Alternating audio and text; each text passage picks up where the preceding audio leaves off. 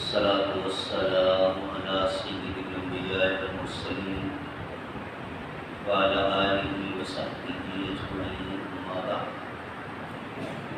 أعوذ بالله السميع العليم من الشيطان الرجيم بسم الله الرحمن الرحيم يا أيها الذين آمنوا لا تتخذوا الكافرين أولياء من دون المؤمنين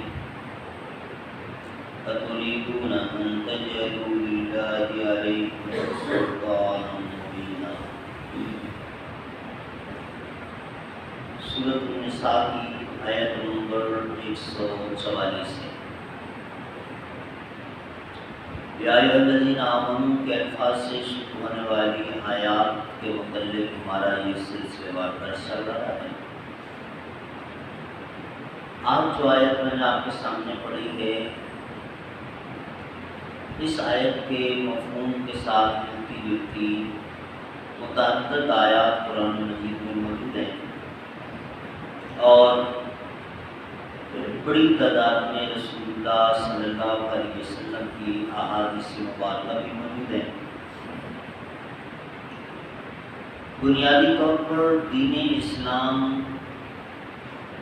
کی جو اساسیات ہیں، جو بنیادی عناصر ہیں، ان میں سے ایک بڑے اہم عنصر کا ان میں ذکر ہے، جو آج اکثر و بیشتر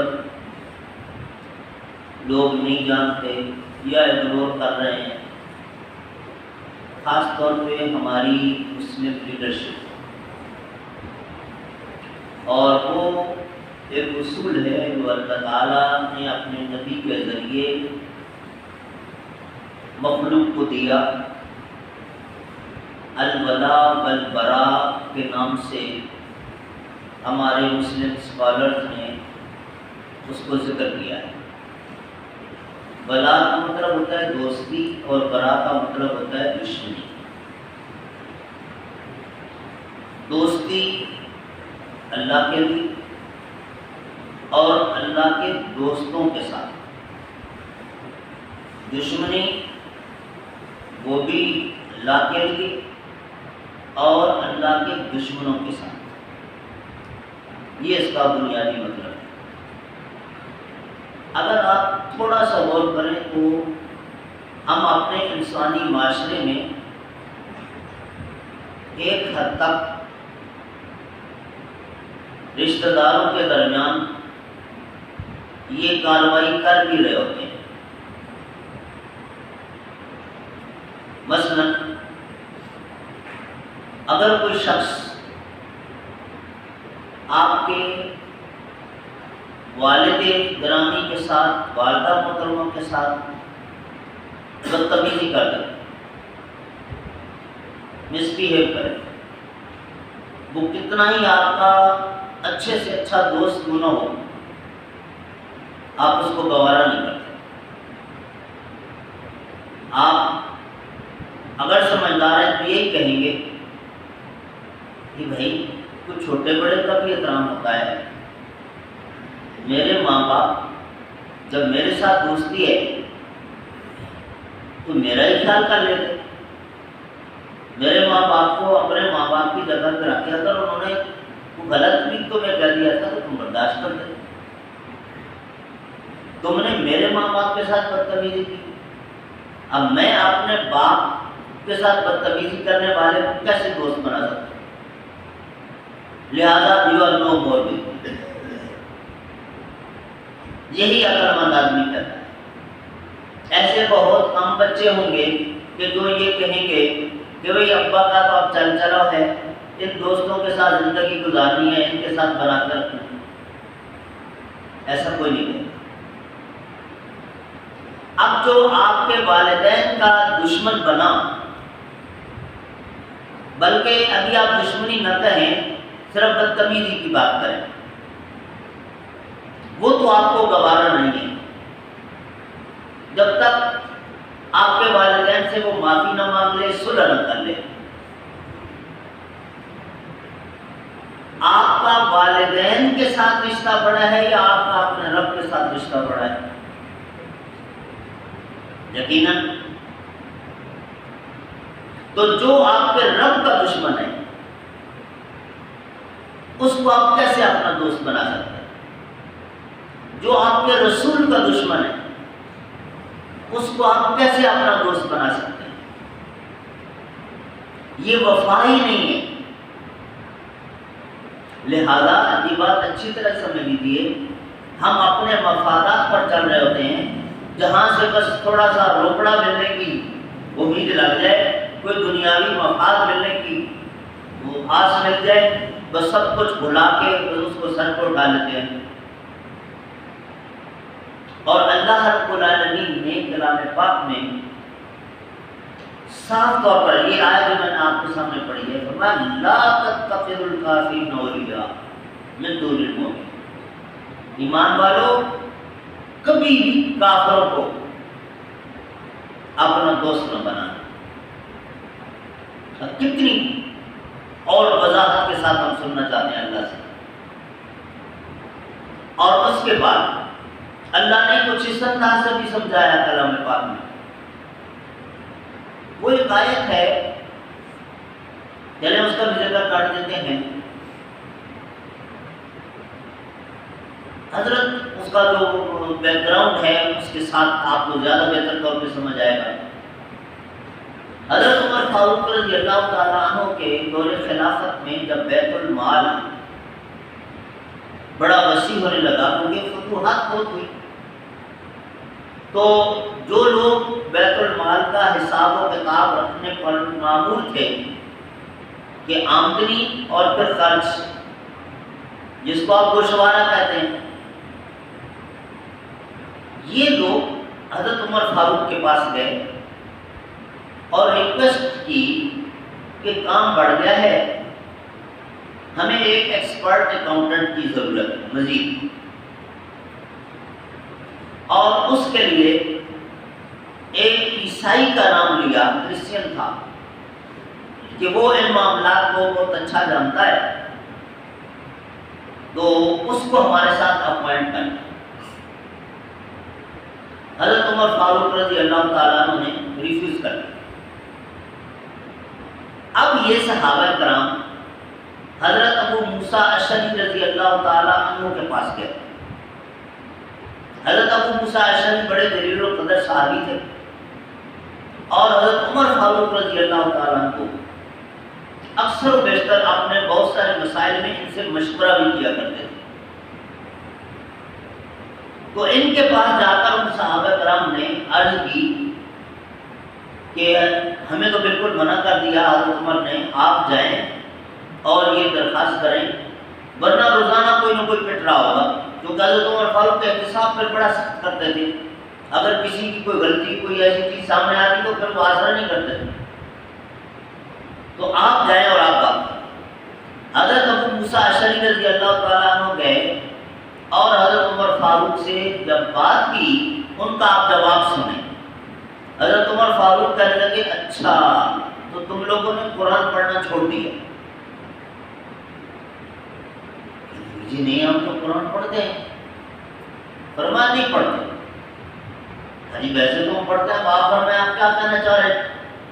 تو حضرت عمر فاروق رضی اللہ تعالی عنہ نے وہ آیت پڑھی، یا ایھا الذین آمنوا لا تتخذوا بطانة من دونکم لا یعلونکم خبالا ودوا ما عنتم قد بدت البغضاء من افواہہم وما تخفی صدورہم اکبر قد بینا الآیات لقوم یعقلون۔ فرمایا کہ قرآن پاک میں ہے؟ حجی ہے۔ فرمایا کیا پڑھا تم نے، کیا معنی ہے اس کا آیت کا؟ اللہ تعالیٰ فرما رہا ہے اے ایمان والو، کسی کافر کو اپنا رازدان، اپنا سیکرٹری، اپنا اکاؤنٹنٹ، اپنا کیشیئر، یہ میرے الفاظ ہیں، لیکن بطانتاً کا جو لفظ استعمال ہوتا ہے وہ سب پر استعمال ہو سکتا ہے، اس کو نہ بنانا۔ اور آپ میرے پاس سفارش لے کر آ گئے۔ اس کے بعد حضرت عمر فاروق نے ایک نوٹیفیکیشن بھی جاری کر دیا تھا۔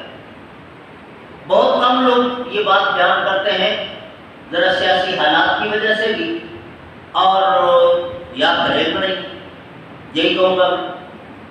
حضرت عمر فاروق نے نوٹیفیکیشن جاری کیا، اپنے جہاں جہاں گورنر اور سرکردہ لوگ موجود تھے، ایڈمنسٹریٹرز اسلامک اسٹیٹ کے، جو بھی اسلام مربع بھی پر حکومت کرنے والا بتا تھا حضرت عمر فاروق، تو کتنے گورنرز ہوں گے؟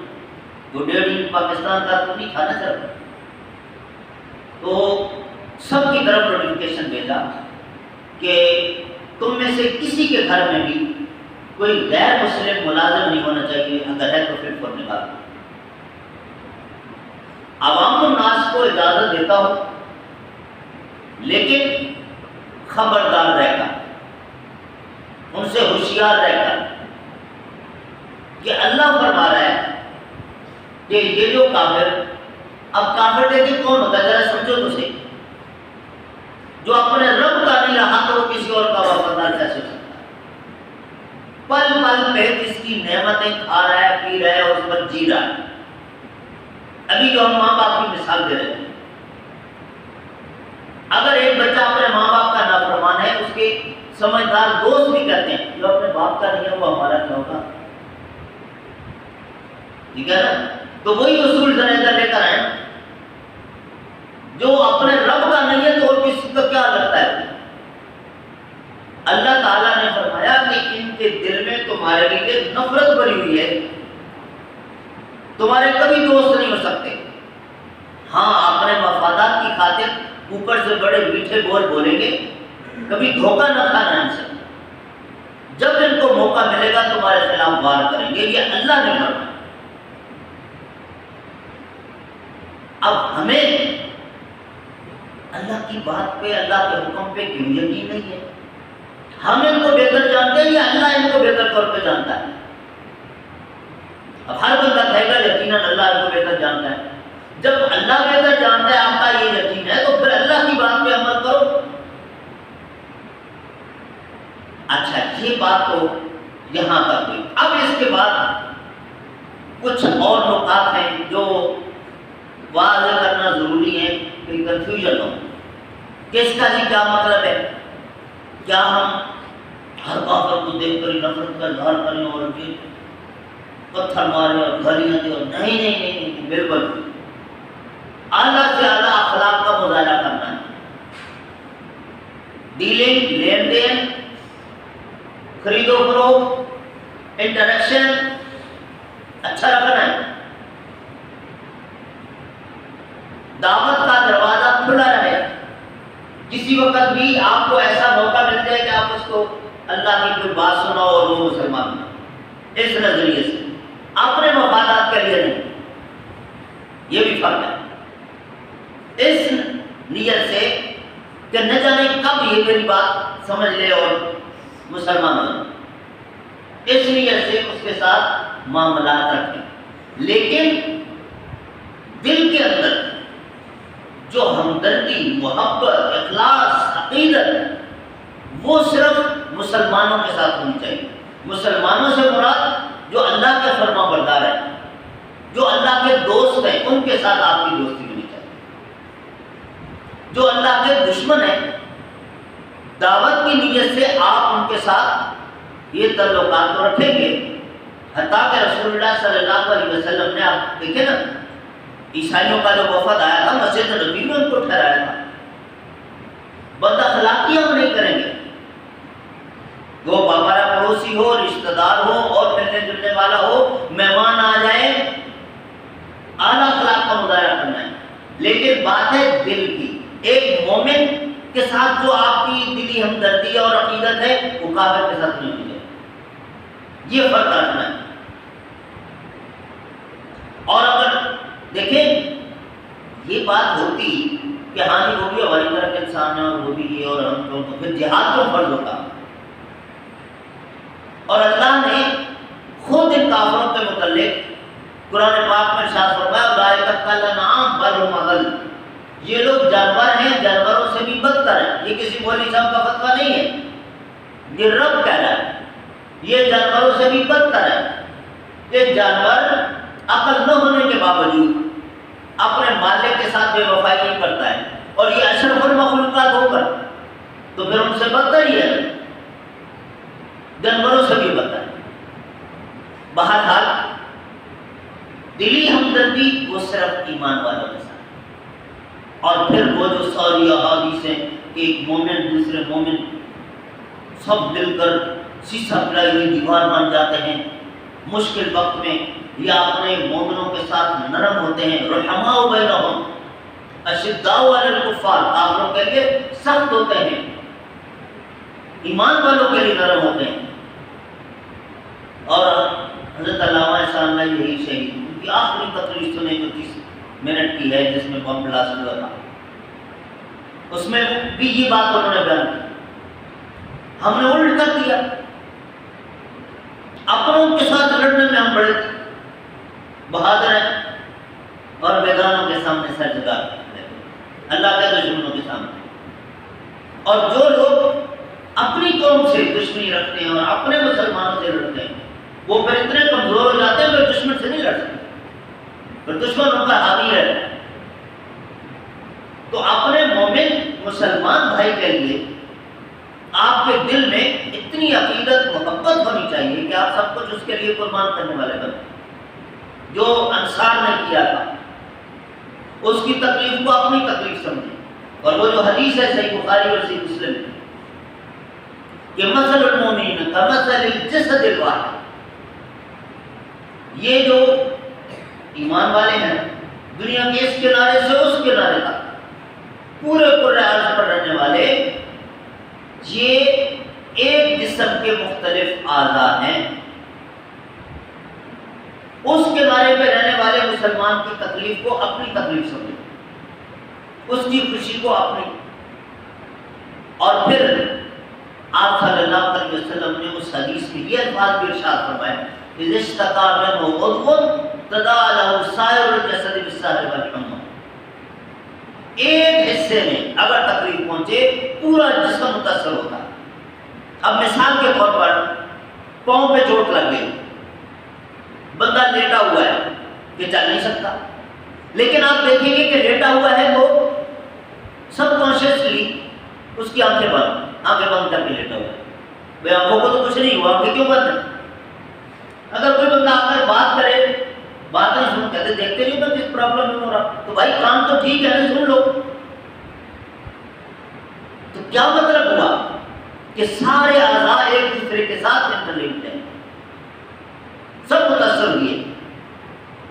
اب وہ پرویز مشرف صاحب نے کہا تھا سب سے پہلے پاکستان، بلا شبہ یہ بات اس حد تک ٹھیک ہے کہ بھئی پہلے ہم اپنے پاکستان کو، اپنے گھر کو سنبھال لیں، پھر دوسروں کی طرف توجہ۔ یہ عقل کی بات ہے، عقل مندی سب کچھ لاجیکلی کہ حل آگے ٹھیک ہے، لیکن حضرت علی رضی اللہ تعالیٰ عنہ کا ایک قول ہے وہ بھی سامنے رکھنا چاہیے کہ بعض اوقات لوگ کلمۃ حق ارید بها الباطل بظاہر بڑے اچھے الفاظ کہہ رہے ہوتے ہیں، لیکن اس کے پس پردہ مقصد بڑا خطرناک ہوتا ہے۔ اگر اس کا یہ مقصد ہے کہ بھئی پہلے اپنے گھر کو سنبھال لیں پھر دوسروں کی طرف، تو بات بالکل ٹھیک ہے، لیکن اگر یہ مقصد ہے کہ اپنا تو بالکل نہیں سنبھالنا ہے، ادھر سے بھی توجہ ہٹانی ہے، تو پھر یہ مجرمانہ سوچ ہے۔ بہرحال جو میں بات کر رہا تھا اس حدیث کے حوالے سے کہ اب ہم میں سے کتنے لوگ ہیں کہ اس ملک میں رہنے والے مسلمانوں کی تکلیف کو اپنی تکلیف سمجھتے ہو، ان کے ساتھ ہم کتنی محبت کرتے ہیں؟ بالکل نہیں، فکر نہیں ہے، پرواہ نہیں، نہ ہم عوام کو نہ ہمارے مسلم لیڈروں کو، ورنہ ڈاکٹر عافیہ ابھی تک ان کی جیل میں نہ ہو، کشمیر میں یہ اب تک ظلم نہ ہو رہا ہوتا، یہ اپنے مفادات کی خاطر اپنی کرسیوں کو بچانے کے لیے ساری بارگیننگ کر کے آ جاتے ہیں۔ تو یہ شریعت کے اصول کے خلاف ہے۔ جب بھی کوئی مسلم حکمران وہ پولیٹکس کرے گا جو شریعت نے دی ہے، اس سیاسی منہج پر آ جائے گا جو رسول اللہ کی طرف سے دیا ہوا ہے، آپ دیکھیے گا بہت جلد ایک بہت بڑا لیڈر بھی بنے گا اور فتح اور نصرت اس کا مقدر ہوگی۔ جب اپنے مفادات کی خاطر دوستیاں دشمنیاں ہو رہی ہوگی تو پھر نہیں۔ اور آپ نے کر کے دیکھ لیا، پاکستان کا حال دیکھ لیں، ان ممالک کا حال بھی دیکھ لیں جن کی اپنی اتنی پیداوار ہے تیل کی، ان کے ہاں بھی اب مہنگائی کہاں چلے گی؟ اس کی وجہ کہ دیکھ لیں ان کے تیل کے ذخائر پر بھی سارے انجینئرز ایکسپرٹس کو ان کے بیٹھے، ہمارے پاس ہے وہ لیبر لے کے سینئر افسر وغیرہ وہ ادھر سے، ان کے اپنے دارالحکومت کو نہیں پتہ ہوتا کہ آج ہماری کتنی پروڈکشن ہوئی ہے، اور وائٹ ہاؤس کو پتہ ہوتا ہے کہ وہاں آج اتنی پروڈکشن ہوئی ہے۔ تو یہ جو بنیادی اصول اللہ نے دیا تھا ہمیں اپنے نبیوں کے ذریعے کہ اللہ کے دوستوں کے ساتھ دوستی رکھنا، اللہ کے دشمنوں کے ساتھ کبھی دوستی نہ رکھنا، جب یہ ہم نے چھوڑا تو ذلت اور رسوائی ہمارا مقدر بنی۔ تو میرے بھائیوں، اب لیڈرشپ تو لیڈرشپ ہے نا جی، لیڈر ہے نا وہ، ہم ان کو کیا کہہ سکتے ہیں، لیکن اپنے طور پر عوام الناس ہر شخص اپنی حد تک تو کر سکتا ہے نا کہ اس کے دل میں ہر مومن بھائی کے لیے محبت ہو، ہر کافر کے ساتھ اخلاق اچھا رکھے، لیکن جو عقیدت محبت مسلمان کے لیے وہ اس کے ساتھ ہو، تاکہ اللہ کے حکم پر عمل پیرا ہو جائے،